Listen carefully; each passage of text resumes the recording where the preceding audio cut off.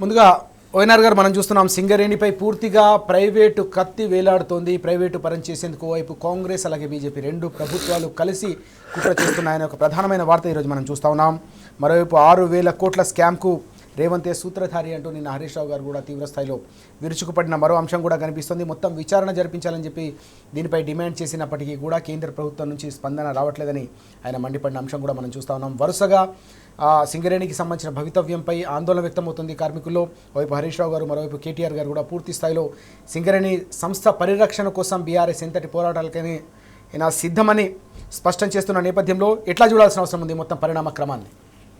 Okay అండి, మీరు చెప్పిన దాంట్లో గుడ్ మార్నింగ్ పాపారావు గారికి, మీకు టీ న్యూస్ వీక్షకులకు. మీరు చెప్పిన దాంట్లో ఏంటంటే ఆల్రెడీ బీజేపీ కలిసి కాదు, బీజేపీ ఆల్రెడీ ఇచ్చేసింది. కేంద్ర ప్రభుత్వం మన రాష్ట్రంలోనే కేసీఆర్ గారు ముఖ్యమంత్రిగా ఉన్నప్పుడు ఒక రిక్వెస్ట్ పెట్టినారు కేంద్రానికి. మీరు మా రాష్ట్రంలో ఉన్నాయి కానీ బొగ్గు గనులు ఏవైతున్నాయో వితౌట్ టెండర్ సింగరేణికి అప్పచెప్పండి, ఎందుకంటే అది కూడా ప్రభుత్వ సంస్థ కాబట్టి. ఇక్కడ టెండర్లు ఏవైతే మీరు కేంద్ర ప్రభుత్వ ఆధీనంలో ఉండే కాల్ఫర్ చేస్తున్నారు, ఈ 9 కూడా దాంట్లో ఉంది. 6 మైన్లు మీరు టెండర్ కాల్ఫర్ చేస్తున్నారు కాబట్టి ఈ 6 మైన్లు టెండర్లు లేకుండా సింగరేణి సంస్థకు అప్పచెప్పండి అని చెప్పినారు. ప్రభుత్వ రంగ సంస్థ, కార్మికులు ఉంటారు కాబట్టి అప్పచెప్పకుండా ఎందుకు ప్రైవేట్ వాళ్ళకి ఇచ్చినారు. కోయగూడెం అని కొత్తగూడెం దగ్గర ఉన్న దాంట్లో నెంబర్ 3, తర్వాత ఇంకా 2-3 మందమరి దగ్గర ఉంటే 2-3 ఆల్రెడీ ఎప్పుడూ ఇచ్చినారు. 6-7 సంవత్సరాల క్రితమే ఇచ్చినారు వాళ్ళు ఆల్రెడీ టోటల్. ఇప్పుడు ప్రజలు గమనించవలసిన అంశం ఏంటంటే సింగరేణి ప్రాంతంలో ఉన్న ప్రజలు కావచ్చు, కార్మికులు కావచ్చు, తెలంగాణ ప్రజలు కూడా గమనించవలసింది, టోటల్ సింగరేణిని జీరో చేయబోతున్నారు, ప్రైవేటైజేషన్ చేయబోతున్నారు. ఎట్లా చెప్తారు ఓఎన్ఆర్ గారు అని అడగొచ్చు మీరు. ఎట్లా అంటారు మీరు అని అడగొచ్చు. ఇప్పుడు సింగరేణిలో 49% కేంద్ర ప్రభుత్వ సంస్థ, కేంద్ర ప్రభుత్వానికి ఉంది, 51% రాష్ట్ర ప్రభుత్వానికి ఉంది. హ్యాండ్లింగ్ మొత్తం, అధికారం మొత్తం రాష్ట్ర ప్రభుత్వానికి ఉంది. ఇప్పుడు రేవంత్ రెడ్డి మూర్ఖుడు, బట్టి విక్రమార్కలు వీళ్ళు చేసిన కథ ఏంటంటే ఇప్పుడు కేంద్ర ప్రభుత్వానికి అధికారాన్ని కట్టబెట్టే విధంగా ఇప్పుడు కేంద్రం దూరింది. ఫస్ట్ టైం వచ్చిండ్రు 9.5 సంవత్సరాలు కేసీఆర్ గారు ఏనాడు కూడా సింగరేణిలో కేంద్ర ప్రభుత్వం కానీ, కేంద్ర మంత్రి కానీ, కేంద్ర బృందం కానీ వచ్చి ఇక్కడ విజిట్ చేసింది లేదు. దీంట్లో ఎందుకు ప్రైవేటైజేషన్ అంటున్నాము అంటే జరిగింది ఏంటంటే ఇప్పుడు ఆల్రెడీ 2 బ్లాకులు ఇక్కడ మన రాష్ట్రంలోనే ఇచ్చినారు కేంద్ర ప్రభుత్వం. ఇక్కడ వీళ్ళు కొత్త system mining developer and operator అని ఒక సిస్టమ్ తెచ్చినారు. Okay, mining developer and operator అంటే దాంట్లో ఓవర్ బర్డెన్ రిమూవల్ కావచ్చు, హ్యాండ్లింగ్ కావచ్చు, మిగతా అన్నీ కూడా కోల్కు పర్ టన్ ఇంత అని మీకు ఇస్తారు. ఇక ఓకే, నిన్ను నన్ను కోట్ చేయమంటారు అనుకో, మనం పాల్గొనాలంటే పర్ టన్ ఇంత అని కోల్ తీసి ఇవ్వాలి, నువ్వు మట్టి నువ్వే తొలగించుకోవాలి, అన్నీ చేయాలి, అన్నీ చేసి టన్నుకి ఇంత అని ఇస్తారు. ఈ లీజ్ 25 సంవత్సరాలు ఉంటుంది. ఓకే, ఇది ఇప్పుడు 9 బ్లాక్లో మీరు చేసినారా లేదా బట్టి విక్రమార్క గారు, ఈ టెండర్ కాదా మీరు పిలిచిందని నేను అడుగుతున్నాను. Mine developer and operator tender కాదా మీరు పిలిచింది? 25 సంవత్సరాల లీజ్ క్లాజ్ లేదా దాంట్లో? సైట్ విజిట్ సర్టిఫికేట్ పెట్టిందే కొంతమందిని పాల్గొనడం కోసం, ఈ అన్యాయులకు ఇవ్వడం కోసమే కదా ఆ అధికారికి ఆ సర్టిఫికేట్ పెట్టింది. ఎవరికంటే వాళ్ళకి ఆ అధికారి ఇయ్యడు. ఎక్కడ రిస్ట్రిక్ట్ చేయాలి, వాళ్ళకి అనుకున్న వాళ్ళకి ఎక్కడ ఇవ్వాలి, సుజన్ రెడ్డికి ఎక్కడ ఇవ్వాలి, మిగతా వాళ్ళకి ఎక్కడ ఇవ్వాలి అనుకుంటే వాళ్ళ కుటుంబ సభ్యులకు ఇవ్వాలనుకున్నప్పుడు జరిగింది ఏంటంటే అధికారికి ఇస్తారు, వేరే వాళ్ళు పోతే అధికారి సర్టిఫికేట్ ఇవ్వడు. ఓకే, లేని కొత్త క్లాస్ని ఒకటి తీసుకొచ్చి సైట్ విజిట్ సర్టిఫికేట్ ఉంటేనే టెండర్లో పాల్గొనాలా. 2 నష్టాలు దీనివల్ల జరుగుతున్నాయి. ఏంటంటే ఫస్ట్ అసలు సింగరేణి ప్రైవేటైజ్ చేయబోతున్నారు. ఈ బ్లాక్ మొత్తం కూడా ఇప్పుడు 9 ఏదైతే మీరు కాల్ఫర్ చేసినారో టెండర్లు, ఇవి టోటల్గా 25 సంవత్సరాలకు పర్ టన్ను బొగ్గు బయటికి తీసి కాంట్రాక్టర్ సింగరేణికి ఇవ్వాలన్న దాంట్లో టోటల్ ప్రైవేటైజేషన్. అలా సింగరేణి కార్మికులు ఉండరు. ప్రజలు గమనించవలసింది ఏంటంటే ఇంతకుముందు ఇప్పుడు జరుగుతున్న సింగరేణి ఓపెన్ కాస్ట్లలో జరుగుతుంది ఏంది, కొత్తగూడెంలో కావచ్చు, మందమర్రి కావచ్చు, ఎక్కడైనా కావచ్చు, ఆదిలాబాద్ కావచ్చు, కార్మికులు పోయి బొగ్గు వెలికి తీసి సింగరేణి సంస్థ అమ్ముద్ది. ఓకే, ఇప్పుడు ఇక కార్మికులు అవసరం లేదు. ప్రైవేట్ వాడు ఎందుకు పెట్టుకుంటాడు కార్మికుల్ని? ఇలా 500 మంది ఒక బొగ్గులో పడితే వాడు ఒక 5-6 పెట్టుకుంటాడు.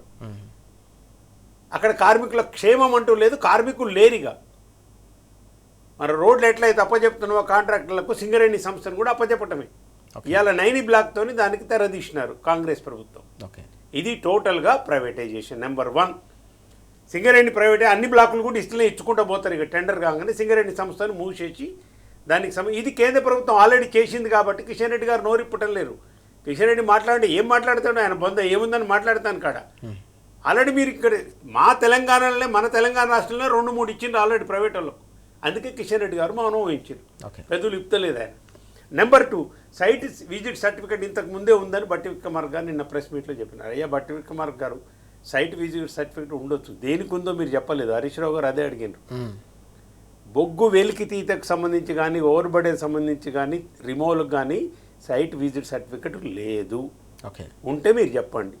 21లో పిలిచిన టెండర్లు కావచ్చు, 22 పిలిచిన టెండర్లు కావచ్చు, 18 నుంచే ఉందంటారు మీరు.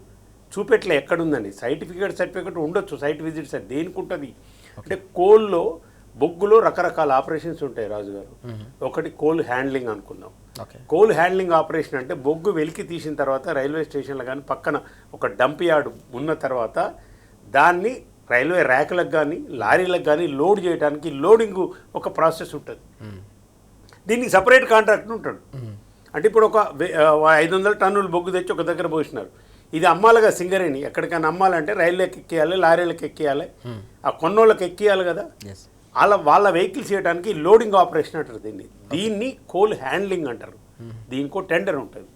దీనికి సర్టిఫికేట్ ఉండొచ్చు. ఎందుకంటే పాసిబిలిటీ డిస్టెన్స్ ఎంత ఉంది, లీడ్ ఎంత ఉంది, వాడు చూసుకొని టెండర్ వేయాలి కాబట్టి ఉండొచ్చు.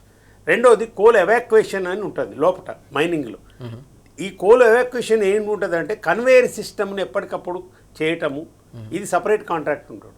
వానికి కూడా ఉంటుంది, ఎన్ని కన్వేయర్లు ఉన్నాయి, ఏమున్నాయి, ఎట్లా చేయాలనేది ఉంటుంది. దీని మీద ఒక వాటర్ ప్రాసెసింగ్ ఉంటుంది బయటికి రాకుండా. వీటి కోసం ఉండొచ్చు. అంటే వాడు ఎన్ని కన్వేయర్లకు వాటర్ స్ప్రే చేయాలి, ఎన్ని లీటర్ల వాటర్ పడుతుంది, దాని సంగతి ఏంటంటే వీటికి ఉంటే ఉండొచ్చు. కానీ బొగ్గుకు సంబంధించి, వెలికితీతకు సంబంధించి కానీ మిగతా వాటికి సంబంధించి ఎక్కడ కూడా సైట్ విజిట్ సర్టిఫికేట్ లేదు. మీరు కొత్తగా ప్రవేశపెట్టినారు. మీరు వాస్తవాలు చెప్పండి, అబద్ధాలు ఆడకండి. బట్టి గారు మీరు చెప్పినారు, నేను కాంగ్రెస్ లీడర్ని, 40 సంవత్సరాల అనుభవం ఉంది, మీకు ముఖ్యమంత్రి గారికి పైసలు పంచుకోవడంలో వచ్చిన పంచాయతీ అందరికి తెలిసిందే. ఎన్టీవీ ఒక్కోవైపు, రాధాకృష్ణ ఒక్కోవైపు, ఆ పంచాయతీ అంతా ప్రజలు చూస్తుండ్రు. చిల్లర అయిపోయింది మీరంతా కూడా, మీ ప్రభుత్వం అనేది ప్రజలు గమనిస్తున్నారు. కాబట్టి మీరు సైట్ విజిట్ సర్టిఫికెట్ బీఆర్ఎస్ ప్రభుత్వంలో ఉందనేది పచ్చి అబద్ధం. ఇది మీరు వెనకకు తీసుకోవాలి. ఫస్ట్ మీకు దమ్ము ధైర్యం ఉంటే ఎక్కడుందో చెప్పండి. ఏ టెండర్లో సైట్ విజిట్ సర్టిఫికేట్ పెట్టిందో క్లియర్గా చూపెట్టండి. ఏవో మీ ఇష్టం వచ్చిన పత్రాలు చూపించేసి 2018 నుంచే ఉంది, ఇగో నేను చెప్పిన ఈ ఆపరేషన్లు ఎక్కడన్నా అవసరం పడితే వాళ్ళు చూసుకుంటారు. అది ఇంతకుముందు పాస్ సిస్టమ్ అట్లా నడుస్తుంది. సైట్ విజిట్ సర్టిఫికేట్ అనేది mine developer and operator MDO system మీరు పెట్టిన తర్వాత మీరు కావాలని మీ అనుయాయులకు ఇచ్చుకోవడం కోసం పెట్టిన క్లాజ్ అది. ఇది తెలంగాణ ప్రజలు స్పష్టంగా గమనించాలి మిత్రులారా. ఇది లేదు, ఇంతకుముందు బీఆర్ఎస్ ప్రభుత్వంలో సైట్ విజిట్ సర్టిఫికేట్ అనేది లేదు, MDO సిస్టమ్ అనేది కూడా లేదు. ఎవరికి సింగరేణి బొగ్గు గనులు ప్రైవేటు వాళ్లకు బీఆర్ఎస్ ప్రభుత్వం కేసీఆర్ గారు ఇవ్వలేదు, అడుగు పెట్టనివ్వలేదు.